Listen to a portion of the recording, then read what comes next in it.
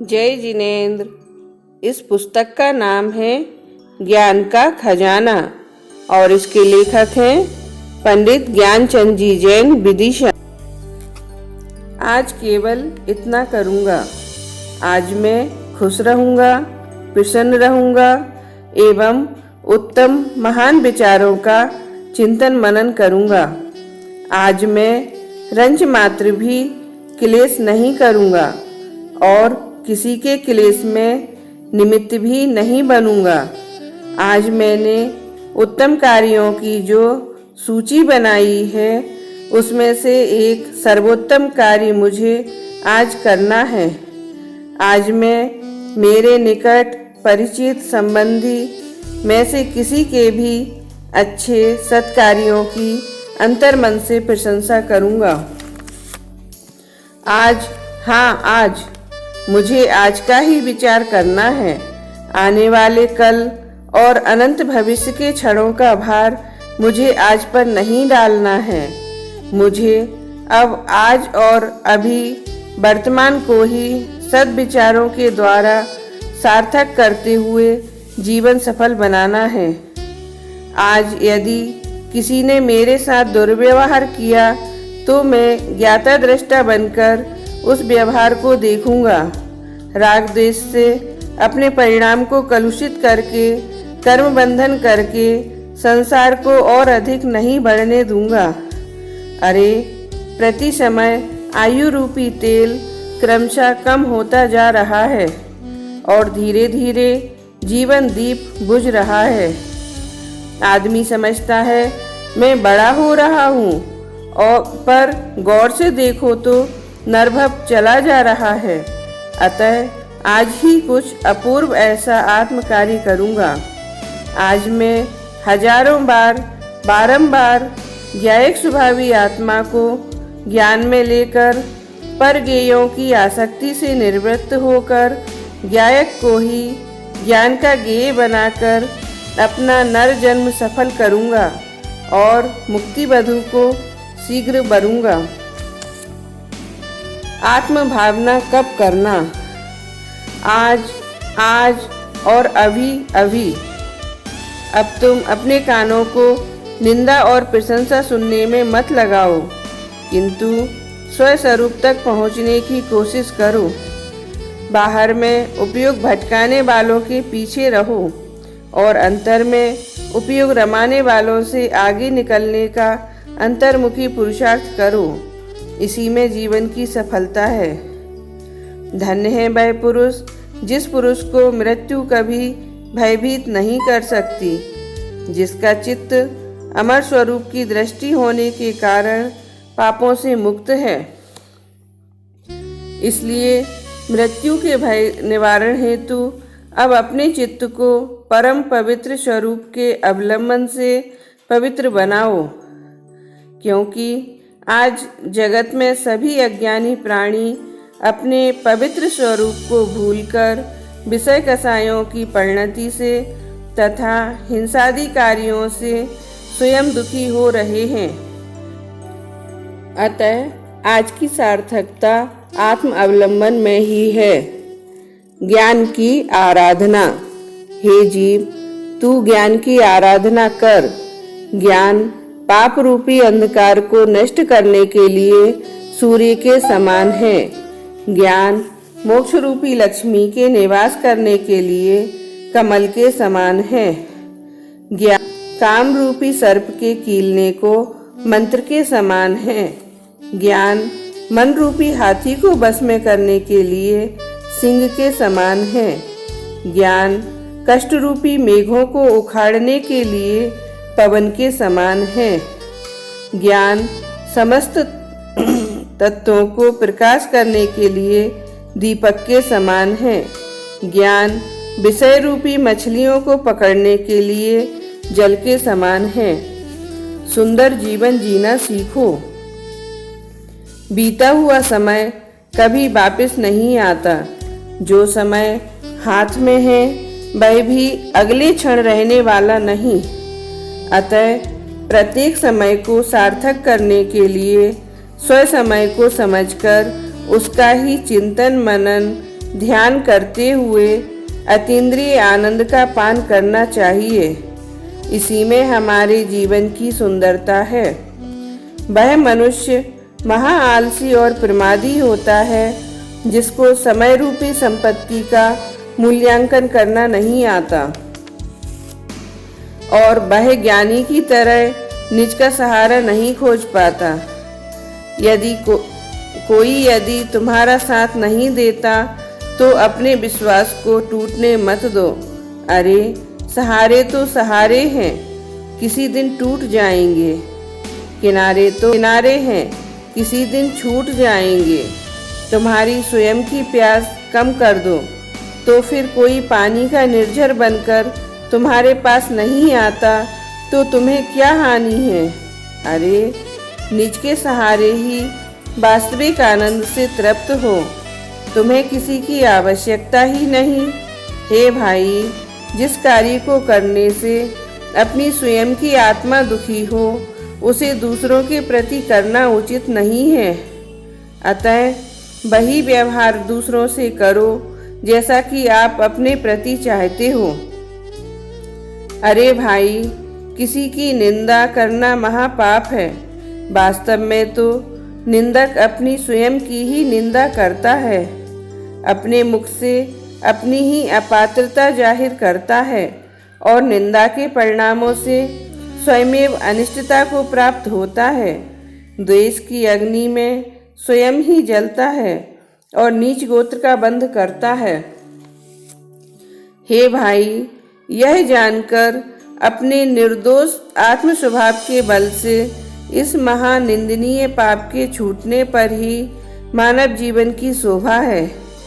यह जीवन बिजली के समान चंचल पदार्थों का संयोग, स्वप्न के समान स्नेह, संध्या की लाली के समान भोग, इंद्रधनुष के समान संपत्ति, मेघों के समान और जवानी को जल की रेखा के समान क्षणिक जानकर अपनी चैतन्य निधि को अपना मानकर जानकर उसी में रमकर शाश्वत सुखी होने में ही मनुष्य जीवन की जीत है। सुखी वह है जो तृष्णा से रहित है। मित्र वह है जो दुख के समय धैर्य बंधावे। पुरुष वह है जो जिनेंद्रिय हो, क्योंकि अज्ञानी अपने स्वभाव से डरता है और ज्ञानी स्वभाव में डटता है। अज्ञानी पुण्य के पीछे दौड़ता है और ज्ञानी के पीछे पुण्य दौड़ता है। अज्ञानी कुदेव आदि तक को पूजने लगता है और ज्ञानी की देवता भी पूजा करते हैं, क्योंकि ज्ञानी के जीवन में उसकी दृष्टि में सदैव गायक देव ही विराजमान रहता है। धनादि के उपार्जन में बहुत कष्ट होता है। उपार्जन कर लेने पर उसकी सुरक्षा की चिंता घेरे रहती है। संसार में जितने मोही जीव अधिक धनाढ्य हैं, उनकी मोह रात्रि उतनी बड़ी है। व्यस्तता भरे जीवन का यह हाल है कि ना शांति से भोजन ही कर सकते हैं और ना ही विश्राम। एक मुट्ठी अन्न और शरीर प्रमाण भूमि शयन के लिए नाना कष्ट परंपराओं को आमंत्रण देते रहते हैं। धन्य है उन ज्ञानी धर्मात्माओं का जीवन जो अपने निर्मोह स्वभाव की आराधना में लगे रहते हैं और 5 इंद्रियों पर विजय प्राप्त कर कसायों का निग्रह करके जीवन के समस्त कष्टों को तिलांजलि देकर 3 लोक में पूज्य हो जाते हैं। समस्त प्रकृति का स्वभाव मौन है, वृक्षादि मौन है। मौन से ही तीर्थंकर आत्म साधना करके जीवन सफल कर लेते हैं। अतः जो भव्य जीव बाह्य पदार्थों के स्वतंत्र परिणमन को जानकर उनसे उदासीन होकर अंतर्दृष्टि करते हैं, उनका जीवन धन्य है। वे ही भव्य और सच्चे भाव जैन हैं, क्योंकि उन्होंने काम और विकार से भिन्न अपने स्वभाव को प्रत्यक्ष अनुभव किया है। फिर उनके दैनिक जीवन के आरंभादि कार्यों से भी संन्यास हो जाता है और वे सदा सम्यक सुखमय जीवन जीते हैं। ज्ञानी जीव नवीन कर्म करते नहीं और उद्यागत कर्म से घबराते नहीं। धन्य है उनका आत्मिक जीवन। अरे लकड़ी पर पुद्गल की टांग से कब तक जियोगे? तुम तो भगवान बनने जा रहे हो, फिर पर के आश्रय से कब तक जियोगे? अरे जीना है तो स्वयं आत्म आश्रय से जीना सीखो। धर्म का आभूषण विराग है, वैभव नहीं। पाप का परिवार। पाप का पिता है लोभ, पाप की माता है हिंसा, पाप की स्त्री है ईर्ष्या, पाप का बेटा है स्वार्थ, पाप की बेटी है तृष्णा, पाप की बहन है कुमति, पाप का भाई है झूठ माया। यह सब पाप का परिवार अत्यंत दुखदायी है, अतः इनको शीघ्र ही त्यागो। अपनी दुनिया अलग बसाओ। हे भाई, यह दुनिया बड़ी विचित्र है। यहाँ फूलों से प्रेम करने वाले तो बहुत मिलते हैं, किंतु निस्वभाव रूपी सुगंध से स्वयं फूल बनकर दूसरों को सुवास देने वाले बहुत कम बिरले ही मिलेंगे। अपनी आत्म दुनिया बसाने के लिए अपने से पूर्ण परिचित होना अति आवश्यक है और अन्य से अपरिचित रहना यही अध्यात्म योग की महती साधना है। अपनी दुनिया अलग बसाओ, अपने में रम जाओ। अपनी दुनिया निर्माण हेतु पर की आशा छोड़ो, विषयों से मुख मोड़ो और जड़ से ममता तोड़ो। आत्मज्ञान पूर्वक स्वभाव दृष्टि करने से ही अपनी दुनिया निर्मित होगी। अतः अपने अंतर्मन को दुनिया की फालतू भी कथाओं में भटकने मत दो। हे आत्मन, जिस धन वैभव के लिए तू दिन रात कुटिलता करता है वह क्षणभंगुर है। दुनिया में यह सांसारिक संपदा बिजली के समान चंचल है, देखते ही देखते नष्ट हो जाती है, परंतु इस संपदा के लिए तू तो अत्याचार, अनाचार, पापाचार, दुराचार आदि करता है। बेकर्म तुझे जन्म जन्मांतर रुलाते रहेंगे और तू अपनी ज्ञान धन रूपी आत्मा दुनिया नहीं बसा पाएगा।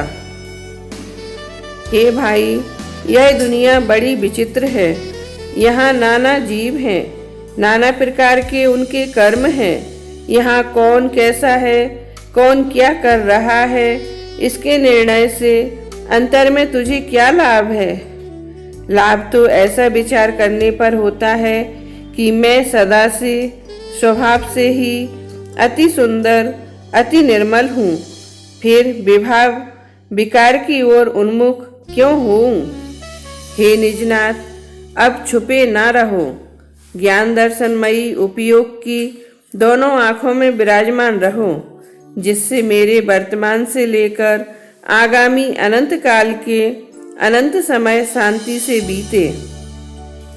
यही मेरी सच्ची दुनिया है और इसी में मेरा हित है।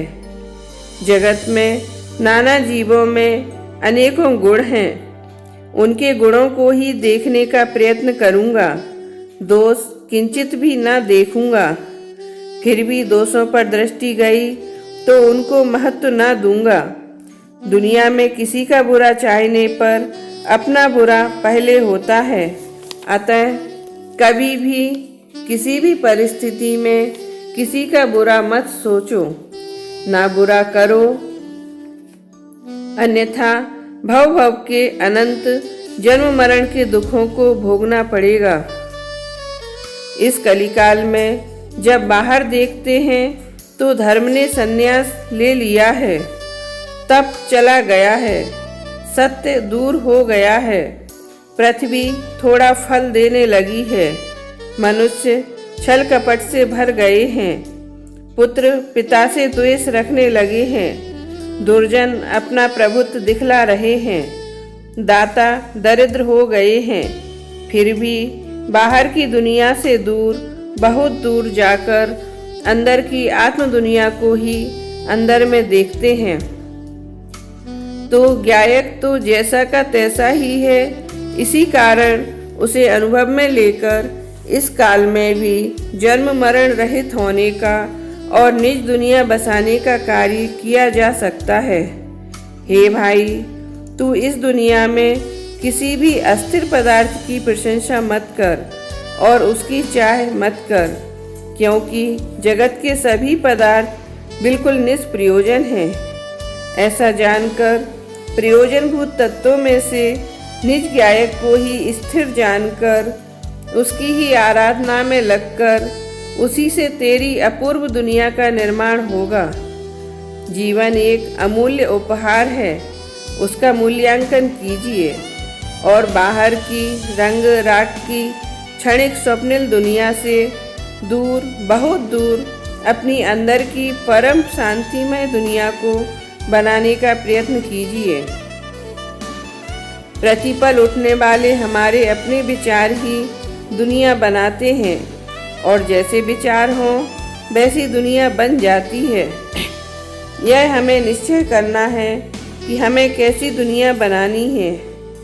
यदि अंदर की सुंदर सुखद दुनिया का निर्माण हम करना चाहते हैं तो सद्विचारों का सहारा और समर्पण परमावश्यक है। हाँ, यह जो वर्तमान की हमारी अपनी वर्तमान दुनिया है वह अपने ही विचारों से निर्मित हुई है और वर्तमान के सुंदर असुंदर विचारों से अपनी भविष्य की दुनिया का निर्माण होगा।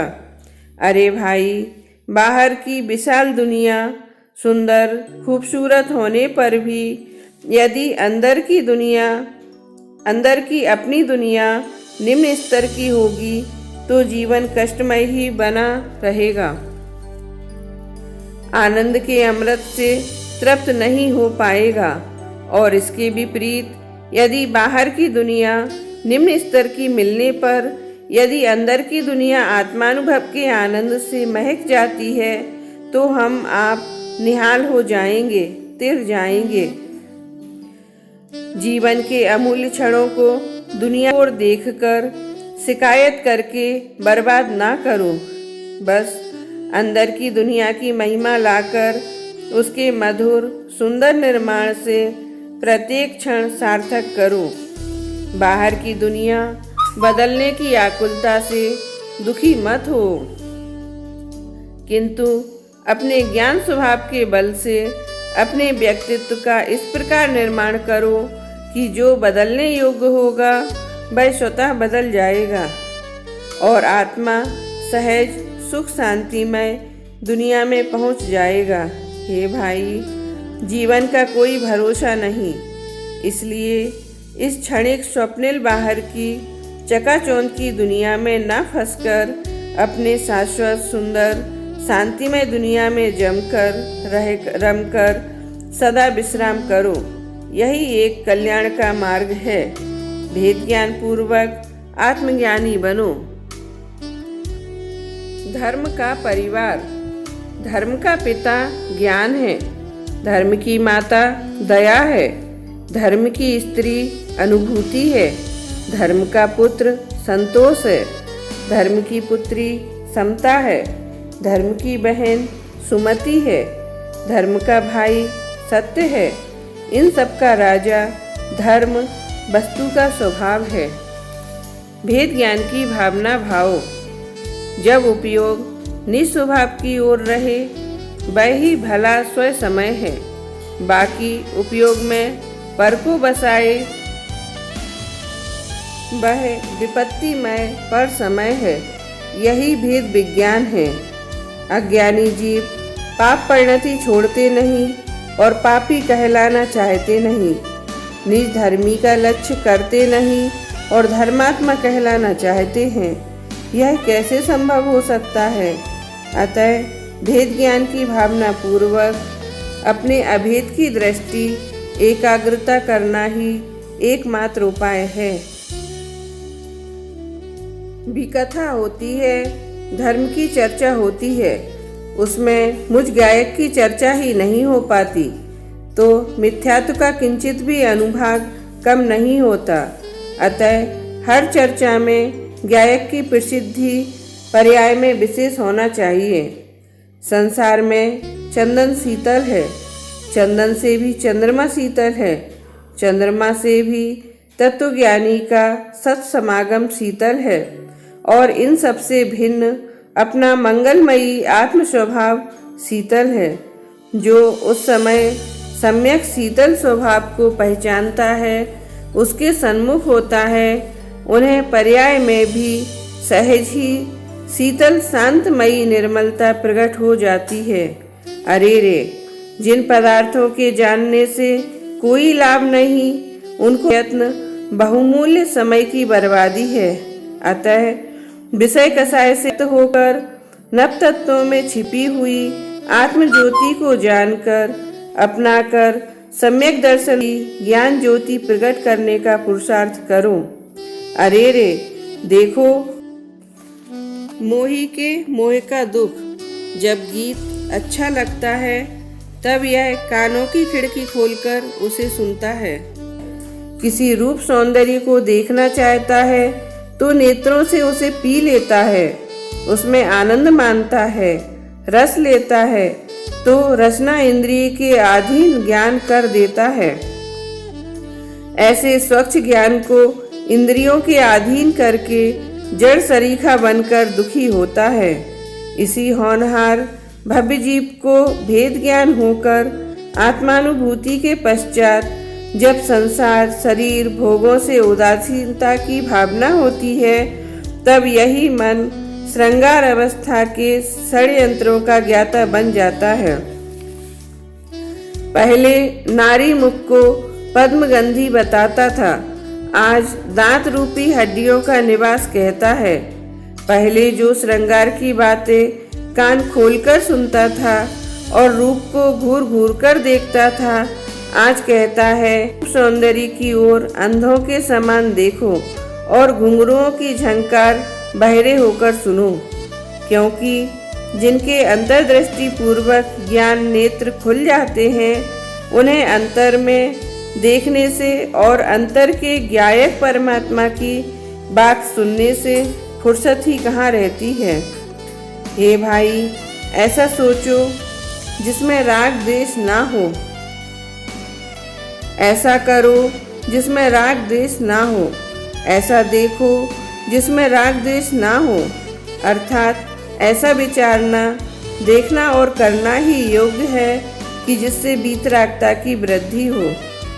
ना ना, तुम आपत्ति अथवा शत्रुओं को देखकर कभी अधीर ना बनो, क्योंकि विपत्तियां तो वीर पुरुषों की परीक्षा लेने को आती हैं, निर्बलों को तो वे छूती भी नहीं है। जैसे सोना भट्टी में परीक्षा के बाद ही कुंदन होता है, हीरा मशीन में चढ़कर ही निखरता है, इन जड़ पदार्थों को भी परीक्षा की कसौटी पर कसा जाता है।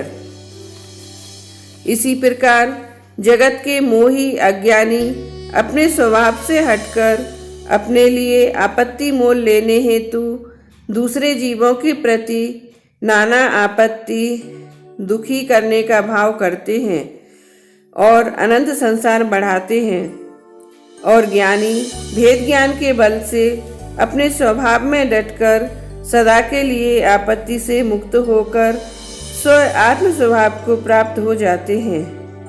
मैं कौन हूँ? ज्ञायक। मुझ में कौन कौन से गुण हैं? ज्ञान दर्शन सुख आदि। मैं पूर्व में किस पर्याय से आया हूँ न जाने, नरक आदि किसी दुखमय पर्याय से, और मुझे इस पर्याय में क्या करना है? रत्नत्रय। इस प्रकार विचार प्रतिदिन न किया जाए तो मनुष्य कर्तव्य पथ से भ्रष्ट हो कुकार्य में प्रवृत्त हो जाता है। अतः मुझे हर समय स्वभाव को सामने रखकर भेद ज्ञान पूर्वक आत्मभावना को प्रबल करना चाहिए, क्योंकि आत्मभावना भाते भाते ही जीव केवल ज्ञान प्राप्त करता है। जिस घर में तत्व ज्ञान का, भेद ज्ञान का दीपक जलता है, प्रतिदिन सत कर्तव्यों का पालन होता है, शरीर, राग, इंद्रिय ज्ञान आदि पर ज्ञेयों से भिन्न ज्ञायक स्वभावी निजात्मा की आराधना होती है, वहाँ सम्यक ज्ञान रूपी लक्ष्मी निवास करती है। हर समय दीपावली का प्रकाश छाया रहता है और वह जीव ज्ञान का साम्राज्य प्राप्त करते हैं। हे आत्मन, अनादिकाल से सुख शांति हेतु अनेकों प्रयत्न किए, अब यह एक प्रयत्न और कर। किसी के बारे में मत सोच, किसी से मत बोल, कुछ भी बाहरी चेष्टा मत कर। फिर भी सोचे बिना ना रहा जाए तो पदार्थों के स्वरूप का विचार कर। बोले बिना ना रहा जाए तो नियत समय पर अपने स्वरूप से संबंधित हितकारी कल्याणकारी बात कभी कभी ही बोल। स्वाध्याय से संबंधित ही चेष्टा कर। किसी को शत्रु मत समझ, किसी को कुछ कर देने का विश्वास मत दे। भेद ज्ञान पूर्वक अपने सम्यक स्वरूप के श्रद्धा ज्ञान आचरण के बल से सहज ही सुख शांति की प्राप्ति होगी और अंतिम लक्ष्य पूर्ण होगा। मेरा अंतिम लक्ष्य सुख शांति परिपूर्णता है। मैं प्रत्येक कार्य करने के पूर्व उसका फल विचार करूँगा। ऐसा करने से शीघ्र ही खोटे कार्यों से मुक्त होकर अपने स्वरूप के आश्रय से अनंत सौख्य को प्राप्त कर लूँगा। हमारा लक्ष्य, हमारा ध्येय, हमारा धर्म वीतराग धर्म। हर समय ज्ञान को भेद ज्ञान के बल से जज बनाओ, फिर भेद विज्ञान पूर्वक दोष और निर्दोष स्वभाव को जानकर स्वयं अपना कल्याण कर लोगे। जो समय चिंता में गया वह कचरा घर में गया, और जो समय चिंतन में गया वह तिजोरी में जमा हो गया। अपना स्वास्थ्य संभालो। हे भाई, प्रति समय पाप कर्म के उदय में मिलने वाला शारीरिक उपसर्ग भला, देहादि में होने वाला रोग भला, किंतु आत्मस्वरूप को भूलकर एक समय भी विभाव विकार की रुचि भली नहीं है। वह तो महारोग दुख स्वरूप है। संसार में वह मानव नहीं जो सर्व साधन संपन्न और निरोग होते हुए भी अपने आत्म स्वास्थ्य को नहीं समझता, उससे विमुख रहता है। अनादि से जीव की दशा में मोह रूप उन्माद का रोग, राग रूपी ज्वर का रोग, द्वेष रूपी सूल का रोग, विषय कषाय रूपी खुजली का रोग, ईर्ष्या व निंदा रूप रक्तपात का रोग, अज्ञान रूप अंधत्व का रोग और प्रमाद रूपी जलोदर का रोग आदि अनेकों रोग चले आ रहे हैं। इन समस्त रोगों से सदा काल ही भिन्न निरोग स्वरूप अपने ज्ञायक स्वभाव की दृष्टि होते ही पर्याय के सभी मलिन रोग विलीन होना शुरू हो जाते हैं। जैसे शरीर की रक्षा के लिए भोजन पान श्वासोच्छ्वास की आवश्यकता होती है, उसी प्रकार आत्मरक्षा स्वस्थता के लिए आत्मदृष्टि की अति आवश्यकता है। क्या सदाचार रूपी धन के सामने हीरे मोती का कोई मूल्य हो सकता है?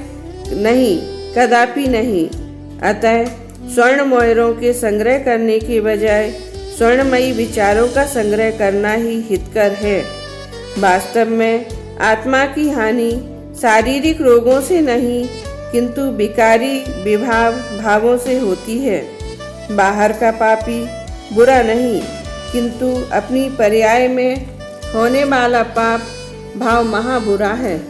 अतः पापियों से परहेज रखने के बजाय अधिक हित पापों से परहेज रखने में है। पाप से भिन्न अपने ज्ञायक धर्मी को पहचानने पर ही आत्मा धर्मात्मा कहलाता है। जैसे अपथ्य भोजन करने से शारीरिक स्वास्थ्य नष्ट होता है, उसी प्रकार आरंभ परिग्रह बढ़ने से विषय कषाय के सेवन से आत्मा का स्वास्थ्य नष्ट होता है। अतः जो अकषाय स्वभाव का आश्रय करते हैं, उनके विषय कषाय छूटने से सहज ही आत्मा स्वस्थ हो जाता है। यह संसार की अजब लीला है। जहाँ चारों ओर प्राणी किसी न किसी इंद्रिय के रोग से पीड़ित हैं। अतीन्द्रिय निरोग स्वभाव को पहचाने तो पूर्ण निरोगता को प्राप्त हो, पर किसे फुर्सत है। हे आत्मन, बोल, तुझे कितने प्रकार की अनुकूलता चाहिए? धन की, मान की, संतान की, स्त्री की, कुटुंब की? बोल, तुझे क्या चाहिए? अरे, तुझ आत्मन को तो अनंत काल जीना है। क्या ये अनुकूलताएं तेरी स्वस्थता प्रसन्नता बनाए रखेंगी? अरे, अनंत की चाह करना ही अनंतानुबंधी है। अतः अपने स्वयं की संभाल करना ही सच्ची स्वस्थता है। तन को नहीं, मन को मांझना होगा, पर को नहीं, स्वयं को आंकना होगा। इस तरह जब तू करेगा उपक्रम बंधु, फिर ज्ञान का ज्ञायक से सामना होगा। अच्छी बातें, मन पर नियंत्रण रखो, दूसरों का अधिकार ना छीनो, धन पाकर कभी ना फूलो, गरीबी में कभी धैर्य ना छोड़ो, बिना छना जल नहीं पियो, रात्रि में भोजन नहीं करो, किसी का बुरा मत चाहो, पाप और कसाई से सदा बचो, प्रमाद को पास ना आने दो, तृष्णा से सदा दूर रहो। जय जिनेंद्र।